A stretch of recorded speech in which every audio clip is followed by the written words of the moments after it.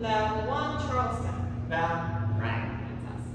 We did 20s Charleston, which means that we gave you some of that style, which was optional, but you can still practice that when you go 8, 1, 2, 3, 4, 5, 6, 7, 8, 1, 2, 3, 4, 5, 6, 7 on the evens.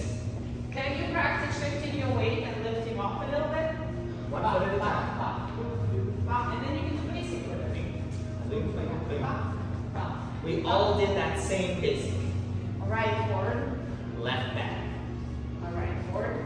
Left back. And then we partnered up and we got into 20s Charleston from side by side. And it was like this. Boom. Hey. Ha. Hey. Lead is guide your partner in front. Boom. Hey. Ha. Hey. If you were nailing a twist, you could try it here. Boom.